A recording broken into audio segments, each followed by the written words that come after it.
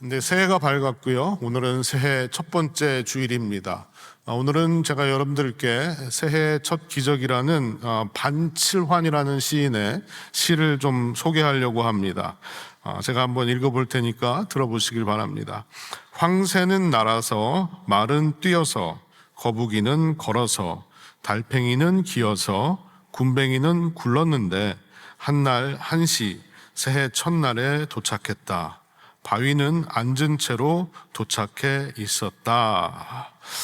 네, 이 시에 나오는 황새, 또 말, 거북이, 달팽이, 굼벵이 다 빠르기가 다른 존재들이죠. 그리고 바위는 아예 움직이지도 않는 존재가 바로 바위인데 새해라는 출발선 위에 동시에 모였다는 것이 기적이다라는 겁니다. 새해를 주신 하나님 앞에 감사할 수 있는 것은 새해가 되면 누구나 똑같은 출발점 위에 서서 한 해를 시작하게 된다는 것이죠. 또 다시 시작할 수 있는 기회가 주어진다는 것에 우리는 감사할 수밖에 없을 것입니다. 그래서 새해는 잘난 사람이나 못난 사람이나 차별이 없이 누구에게나 찾아오는 것이고 누구나 마음을 새롭게 함으로 새롭게 시작할 수 있는 기회가 바로 새해가 된다라는 사실을 우리는 기억해야 할 것입니다. 여러분들은 지난 한 해도 열심히 사셨을 거예요. 근데 이제 잠시 숨을 고르시고 마음과 생각을 다시 한번 주님께 집중해서 한 해를 새롭게 출발하는 오늘 이 시간이 되었으면 좋겠습니다. 자, 그러면 일본의 한 광고 회사에서 만들어서 배포한 광고가 있는데 그 광고의 제목이 뭐냐면 인생은 마라톤이 아니다라는 제목이에요. 한번 여러분 이 광고를 보신 후에 제가 말씀을 더 이어가도록 하겠습니다.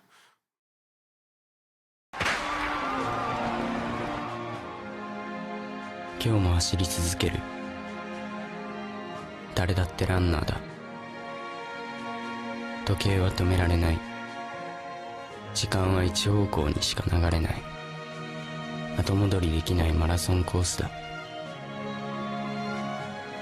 ライバルと競い合いながら時の流れという一本道を僕らは走り続ける。より速く一歩でも前に、その先に未来があると信じて、必ずゴールはあると信じて。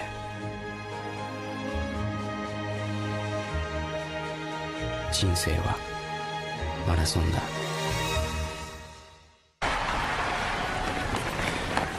でも本当にそうか。人生ってそういうものか。違う。人生はマラソンじゃない。誰が決めたコースなんだよ。誰が決めたゴールなんだよ。どこを走ったっていい、どこへ向かったっていい。自分だけの道があるんだ。自分だけの道、そんなもんあるのか。わからない。僕らがまだ出会っていない世界はとてつもなく広い。そうだ、踏み出すんだ。悩んで悩んで最後まで走り抜くんだ。失敗してもいい、寄り道してもいい、誰かと比べなくていい。道は一つじゃない、ゴールは一つじゃない。それは人間の数だけあるんだ。全ての人生が素晴らしい。誰が人生をマラソンって言ったのは。 네, 여러분, 인생은 마라톤이다라는 말을 많이 들어보셨을 거예요. 근데 이 광고는 인생은 마라톤이 아니다라고 얘기하면서 중간에 큰 반전을 일으킵니다. 왜 인생은 마라톤이 아니냐? 누구나 똑같은 정해놓은 코스를 달리는 것이 아니기 때문에 각자 저마다 달려야 될 코스가 있기 때문에 인생은 마라톤이 아니다라고 이야기를 합니다. 그렇습니다, 여러분. 누구나 똑같은 길을 달리는 것 같지만 사실은 다른 길을 달리는 것이고 각자가 달려야 될 길은 다 따로 있다는 사실입니다. 그래서 우리는 달려가야 되는데 중요한 것은 뭐냐 하면 끝까지 달려야 된다는 거죠. 끝까지 달려야 된다. 가다가 중간에 멈추거나 포기하지 말고 끝까지 달려야 되는 것이 굉장히 중요하다는 겁니다. 여러분, 2026년이 이제 새롭게 시작이 됐고 출발점 위에 서서 우리는 달리기를 시작할 겁니다. 근데 여러분들 각자에게 주어진 길이 다 다를 거예요. 다 똑같은 길을 달리는 것은 아닙니다. 하지만 여러분, 나에게 주어진 그 길을 끝까지 달리느냐가 매우 중요하다는 겁니다. 다시 한번 오늘 이 아침에 우리가 각자의 마음속에 스스로 다짐하고 또 결단해야 될 것은 하나님께서 내게 맡겨주신 그 길을 우리가 달릴 때에 내가 끝까지 달리리라라는 그런 결단과 또 주님 앞에 확고한 믿음이 있어야 된다라는 사실입니다.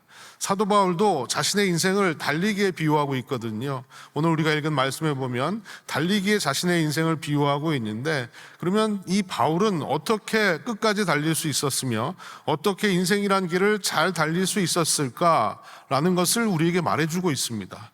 그래서 저는 오늘 이 사도 바울의 달리기의 모습을 보면서 저와 여러분이 꼭 기억해야 될 인생 달리기의 비결은 무엇인가를 함께 좀 나누어 보려고 합니다. 첫 번째로 우리가 인생을 잘 달리기 위해서는요, 예수께 붙잡혀야 된다라는 겁니다. 예수께 붙잡혀라. 오늘 본문 12절 말씀을 보겠습니다. 내가 이미 얻었다 함도 아니요 온전히 이루었다 함도 아니라 오직 내가 그리스도 예수께 잡힌 바 된 그것을 잡으려고 달려가노라. 여기서 그리스도 예수께 잡힌 바 된 그것이란 말을 바울이 하고 있는데, 이건 뭘 얘기하는 걸까요? 예수님이 사도 바울을 부르셔서 주신 사명을 얘기하는 겁니다. 결국 그는 사명을 위해서 예수님께 붙잡힌 바 되었다라고 고백을 하고 있는 거죠. 우리가 익히 아는 대로 바울은요, 예수 믿는 자들을 매우 혹독하게 또 참혹하게 핍박하고 죽였던 사람이었습니다. 그런데 다메섹이라는 곳에서 운명처럼 예수님을 만나게 됩니다. 바울이 예수님을 찾은 것이 아니라 예수님이 바울을 찾은 거예요. 그러니까 예수님이 바울을 붙잡으셨다는 거죠. 예수님께 붙잡힌 바 된 이후에 바울의 인생은 완전히 새로운 사람이 되었습니다. 이전에 살던 그의 모습은 180도로 바뀌었고 그는 아주 새로운 인생을 새롭게 살게 되었다는 거죠. 자, 여러분, 이 앞에 그랜드 피아노가 있잖아요. 이 그랜드 피아노가 만약에 저희 집에 오면 어떻게 될까요? 저는 피아노를 못 칩니다. 제가 어릴 때 친구들이 다 피아노 학원을 다녔어요. 너도 나도 다 다녔는데, 저도 다녔는데 바이엘 상관하다 말았습니다. 그래가지고 제가 할 줄 아는 것은 유일하게 젓가락 행진곡밖에 없어요. 띵띵띵띵띵띵 이렇게 하는 거, 젓가락 행진곡. 근데 이 피아노를 저희 집에 갖다 놓는다고 해서 이 피아노가 쓰임을 받을 수 있을까요? 전혀. 그냥 집에 전시물처럼 전시해 놓은 장식품 그 이상도 그 이하도 아닐 겁니다. 그런데 이 피아노가 교회에 있고 훌륭한 반주자들에 의해서, 연주자들에 의해서 피아노가 연주될 때 이 피아노는 진가를 발휘할 수가 있겠죠. 훌륭한 음악을 만들어낼 수 있는 도구로 쓰임을 받게 된다는 겁니다. 제가 왜 이 말씀을 드리냐 하면, 피아노가 누구의 소유냐, 누구에게 붙들리냐에 따라서 가치가 달라지는 것처럼 우리의 인생도 무엇에 붙들리냐에 따라서 가치가 달라진다는 거예요. 제가 여러분들께 질문을 드리겠습니다. 그렇다면 여러분들은 무엇에 붙들려 살고 계십니까? 지난 1년 동안 여러분들은 무엇에 붙들려 살아오셨습니까? 내가 가장 많이 신경을 쓰고, 내가 가장 많이 돈을 쓰고, 내가 가장 많이 시간을 썼던 그것이 무엇입니까? 내가 가장 많이 눈치를 보고 그것 때문에 내가 기뻐하고 슬퍼하고 괴로워하고 가슴 졸였던 그것이 과연 무엇입니까? 그것이 바로 여러분들을 붙들고 있는 무엇인가라는 겁니다. 어떤 분들은 나는 아무 곳에도 붙들린 바가 없다, 나는 내 마음대로 내 자유의지에 따라서 살고 있다라고 생각하실지 모르지만, 우리는 무엇인가에 붙들려서 살아가고 있다는 거예요. 이걸 만약에 모르겠다 그러면 여러분들이 찾으셔야 됩니다. 내가 무언가에 붙들려 살고 있는가? 왜냐하면 내가 나를 붙들고 있는 그 무엇이 나의 인생을 좌지우지할 수 있기 때문에. 그런데 나를 붙들고 있는 그것이 잘못된 것이라면 내 인생은 잘못된 길로 갈 수밖에 없다는 겁니다. 피아노가 저 같은 사람에게 붙들리면 아무짝에도 쓸모없는 장식품이 되고 마는 것처럼, 하지만 훌륭한 연주자에게 붙들리면 아름다운 소리를 내는 악기가 되는 것처럼 우리 인생도 무언가에 붙들려 사느냐에 따라서 크게 달라질 수밖에 없다는 것이죠. 성도 여러분, 성도는요, 예수님께 붙들려 사는 존재여야 합니다. 세상 사람들처럼 내 인생을 내가 계획하고 노력해서 정말 땀을 흘리면서 살아야 되는 그런 존재가 아니라는 거예요. 예수님께 붙들리게 되면 예수님께서 내 인생의 가운데로 들어오십니다. 그리고 내가 계획하지 않은 곳으로, 내가 생각하지 않은 곳으로 나의 삶을 인도하시고 주님의 인도하심을 따라가면 우리의 인생이 가장 좋은, 가장 행복한 인생으로 변화될 줄로 믿습니다. 여러분, 그렇다고 해서 아무런 계획도 노력도 없이 그냥 인생을 살아라, 그런 말씀을 드리는 게 아닙니다. 우리가 계획하고 노력해야 되는 것은 분명하지만 그 계획과 노력의 결과를 주시는 분은 바로 하나님이시다라는 사실을 잊어서는 안 된다는 거예요. 궁극적으로 우리가 붙들려야 되고 우리가 붙들어야 되는 것은 바로 믿음이라는 겁니다. 예수 그리스도라는 거예요. 제가 산책을 다니다 보면 강아지를 데리고 나와서 산책하시는 분들이 굉장히 많잖아요.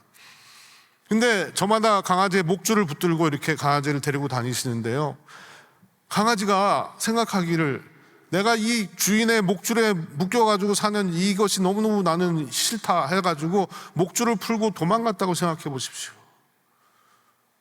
그 시간 이후로 그 강아지는 행복 끝 고생 시작입니다. 심지어는 목숨이 어떻게 될지도 모르는 그런 두려운 상황을 만날 수도 있다는 겁니다. 여러분, 자꾸 다른 것에 내 인생을 맡기고 내 인생을 걸지 마십시오. 예수께 맡기고 예수께 붙들려 사는 인생이 복된 인생이라는 거예요. 여러분, 나를 붙들고 있는 것이 무엇인지를 찾으셔야 됩니다. 우리는 한 해를 시작하는 출발선 위에 모두 똑같이 서 있습니다. 만약 나를 붙들고 있는 그것이 예수가 아니라면 우리는 끊어내야 된다는 거예요. 그리고 하나님의 말씀에 붙들리고 예수 그리스도의 사랑에 붙들리고 또 성령의 능력에 붙들려서 올 한 해를 시작해야 된다는 겁니다. 그래야만 우리가 끝까지 잘 달리는 그런 인생을 살아갈 수가 있는 겁니다. 다시 한번 여러분 기억하십시오. 예수께 붙들려 사는 인생이 되시기를 바랍니다. 두 번째로 우리가 기억해야 되는 것은 과거에 붙잡히지 말라는 겁니다. 13절 후반부에 보시면 바울이 이런 말을 하죠. 뒤에 있는 것은 잊어버리고 앞에 있는 것을 잡으려고 한다라고 얘기합니다. 뒤에 있는 것이란 말은 지나간 과거를 얘기하는 거예요. 뒤에 있는 것을 잊어버린다라는 이 말은 과거를 돌아보지 않겠다, 과거에 얽매이지 않겠다라는 그런 얘기입니다. 우리는 누구보다도 바울의 과거에 대해서 잘 압니다. 바울은 누구나 그렇듯이 그의 인생, 그의 과거에는 밝은 면도 있고 어두운 면도 있었어요. 자랑하고 싶은 것들도 있었지만 아주 숨기고 싶은 흑 역사도 있었다는 거예요. 바울이 자랑하고 싶었던 것이 무엇일까요? 바울은 수재 중에 수재였습니다. 당대 최고의 스승 밑에서 공부를 했어요. 그리고 최고의 학문까지 올라갔습니다. 그리고 종교적으로 혈통적으로도 그의 가문은 최고의 가문이었습니다.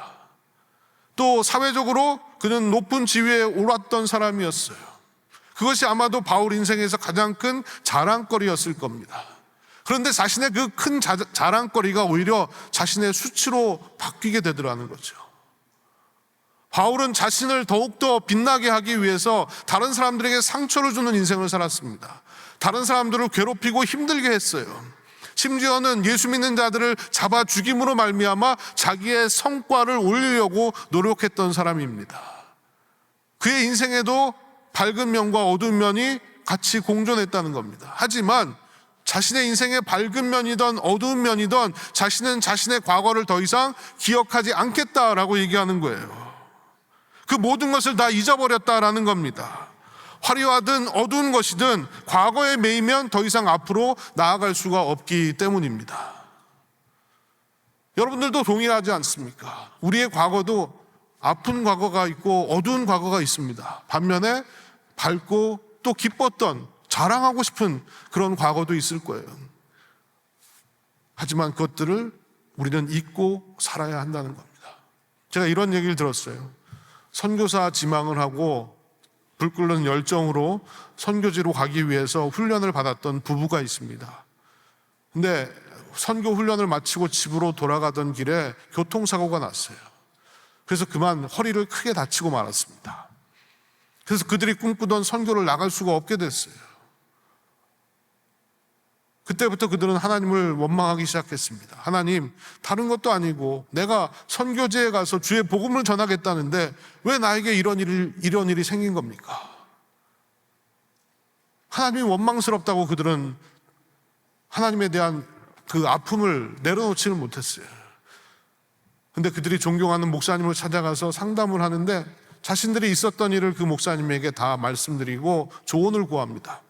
그랬더니 목사님이 그들에게 이런 말씀을 하시는 거예요. 형제여, 자매여, 당신들이 교통사고를 당했어도 하나님은 여전히 당신들의 하나님이시고 당신들을 사랑하십니다. 그러므로 이제 여러분들은 선택을 하셔야 됩니다. 평생 나는 교통사고 희생자라는 생각을 가지고 살아가시던지, 아니면 나는 하나님의 사랑받는 자녀라는 생각을 가지고 살아가시던지, 둘 중 하나를 선택하라고 이야기했다는 거예요. 그래서 그들은 교통사고 희생자가 아니라 하나님의 자녀라는, 하나님께서 주신 그 놀라운 은혜를 선택하기로 결정했습니다. 그리고 재활을 통해서 몸을 추스리고 하나님이 맡기신 또 다른 일을 위해서 헌신하고 행복하게 살아가고 있다는 거예요.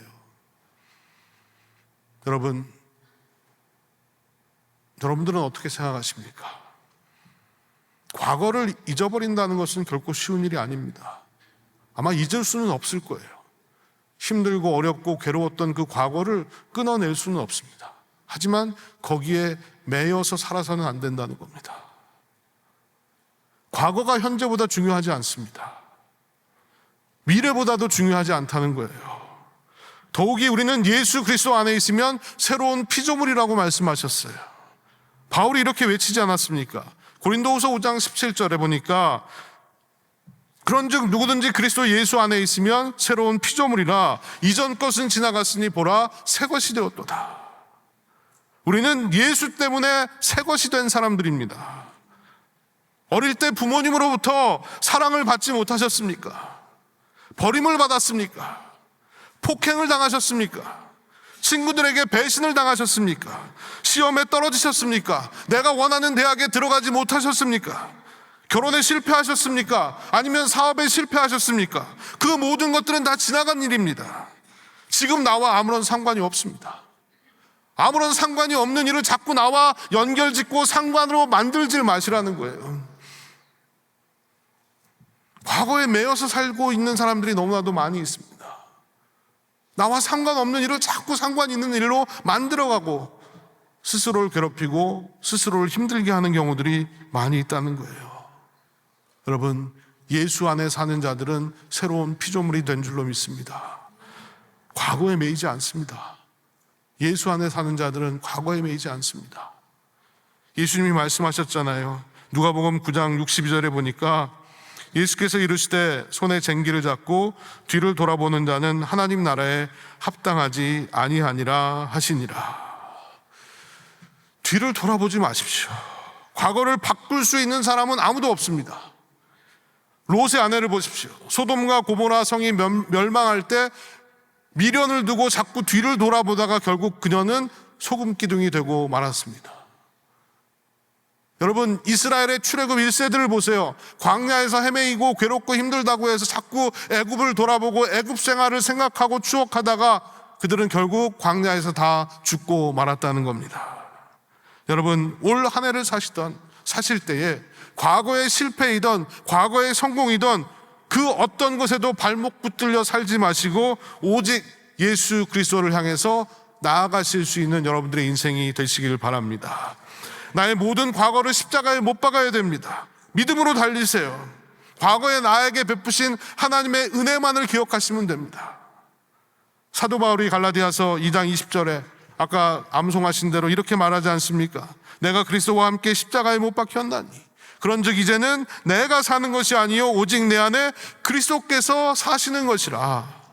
나의 과거는 십자가에 못 박았습니다.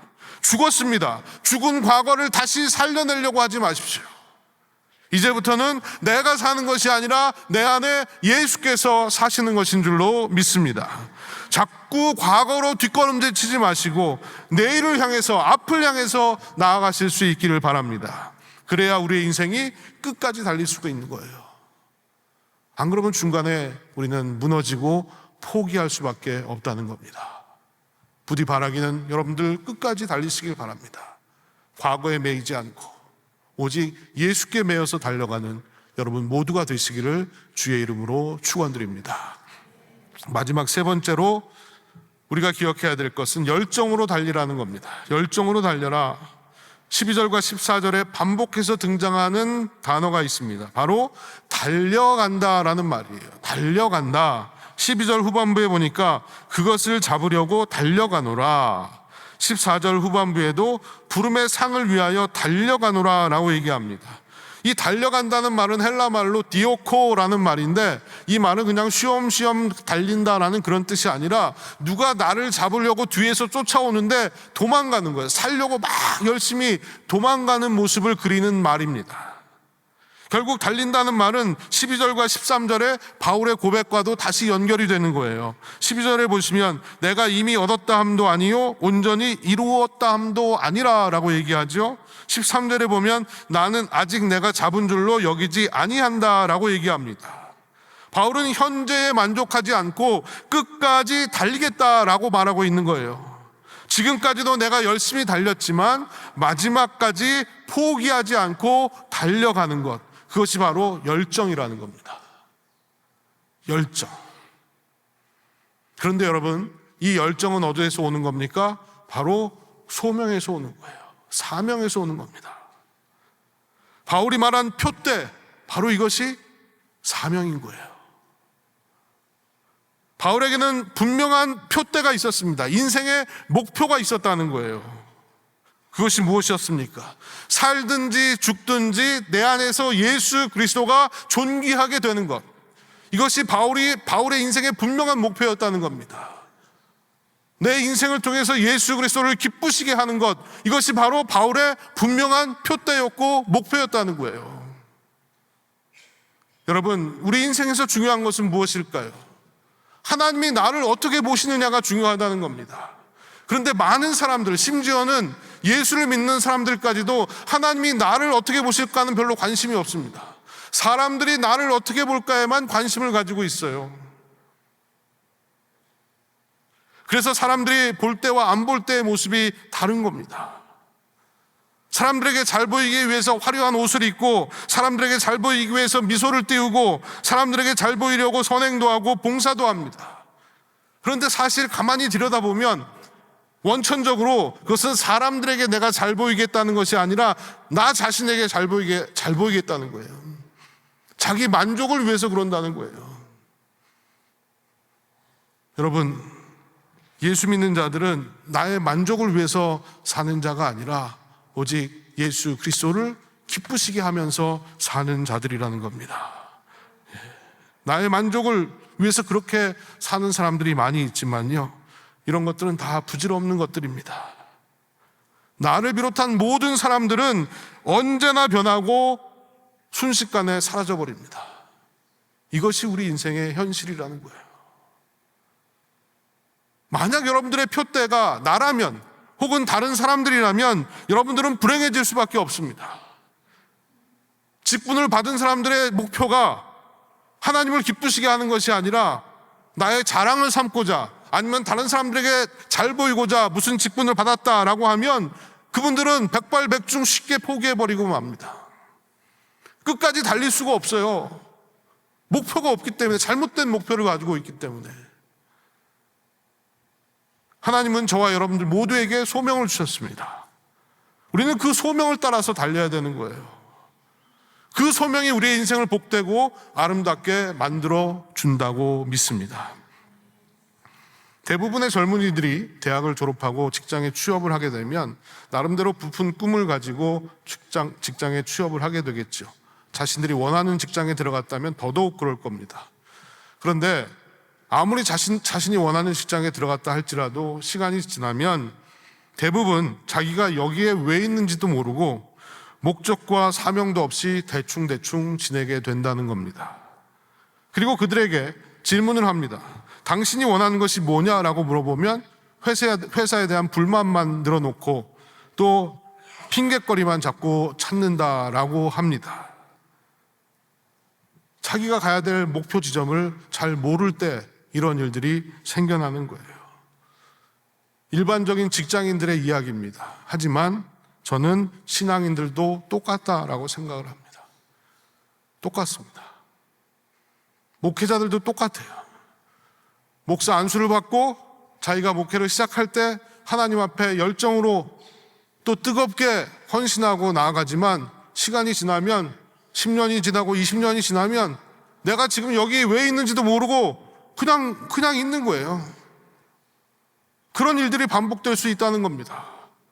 교회 안에서도 마찬가지예요. 처음에 믿음 생활 시작할 때, 처음에 직분을 받았을 때 부푼 꿈을 가지고 불타는 열정도 있습니다. 새해를 시작할 때 여러분들이 교회 안에서 어떤 일을 새롭게 시작하시면서 마음에 부푼 꿈도 있고 정말 내가 열심히 해야겠다는 생각도 있지만 시간이 지나면 내가 여기 왜 있는지도 모르고 습관적으로 이곳에 머물 수가 있다는 거예요. 그러면서 원망과 불평이 터져 나옵니다. 정작 자신에게 맡기신 하나님의 사명을 이루는 일에 대해서는 별로 관심이 없습니다. 어떻게 해야 될지도 잘 모른다는 거예요. 특별히 은퇴하신 분들은 더 조심해야 되는 겁니다. 은퇴했다고 나에게 주신 그 소명이 사라진 것이 아닙니다. 소명은 여전히, 하나님께서 주신 그 소명은 여전히 여러분들에게 있습니다. 그 표대를 향해서 끝까지 내가 죽는 날까지 열정으로 달려가야 된다는 거예요. 어떤 사냥꾼이요, 개 30마리를 데리고 사냥을 나갔습니다. 근데 산에 가다가 토끼를 한 마리 발견했어요. 30마리의 개가 막 토끼를 쫓아가는 거예요. 근데 토끼가 워낙 빠르게 달리니까 오히려 개들이 지치는 거예요.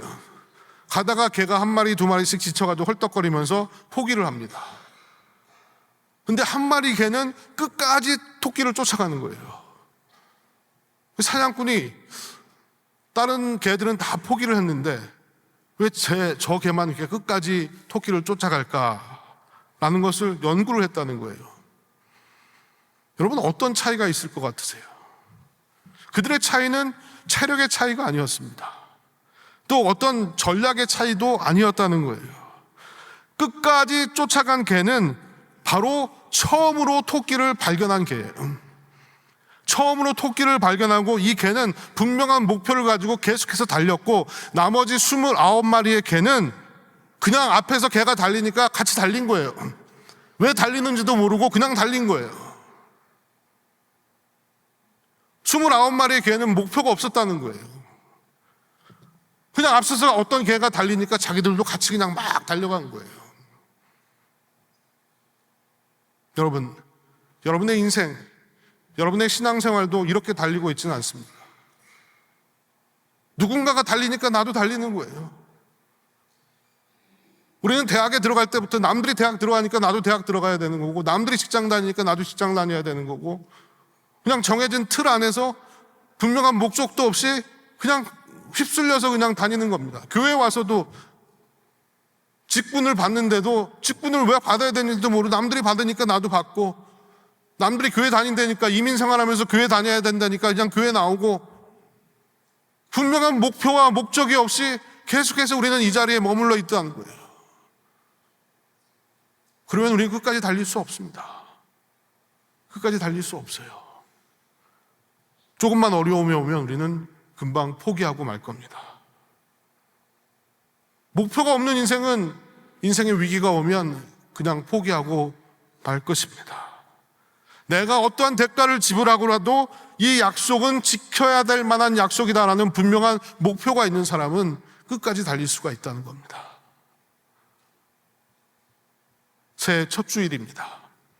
우리는 한 해를 달리기 전에 예수 그리스도를 함께 생각해 봤으면 좋겠습니다. 예수님은 죄인들을 구원하시기 위한 분명한 목표가 있으셨습니다. 그래서 이 땅에 오셔서 멸시와 천대와 고난을 감당하셨습니다. 견디셨어요. 그리고 마지막까지 달리셨습니다. 십자가에 달려 죽으셨어요. 그리고 뭐라고 하셨습니까? 다 이루었다고 말씀하셨어요. 예수님이 사셨던 그 인생을 다시 한번 우리가 돌아보면서 나에게는 분명한 목표가 있는가? 내가 신앙생활을 하는 분명한 목표, 내가 인생을 살아가는 분명한 목표, 그 목표가 무엇인지를 다시 한번 점검해 보실 수 있기를 바랍니다. 여러분, 우리도 죽는 그날까지 예수님처럼 달려갑시다. 올 한 해 머뭇거리지도 말고 뒤를 돌아보지도 말고 주님께 붙들려서 주님만 바라보면서 달리는 여러분들의 인생이 되시기를 간절히 축복합니다. 이것이 복된 인생이에요. 이것이 올 한 해를 끝까지 달리실 수 있는 비결입니다. 올 한 해를 끝까지 달리신 분이 인생 전체를 끝까지 잘 달리실 수 있습니다. 모두가 올 한 해를 주 안에서 힘차게 달려가시는 여러분들의 인생이 되시기를 주님의 이름으로 축원드립니다. 기도하겠습니다.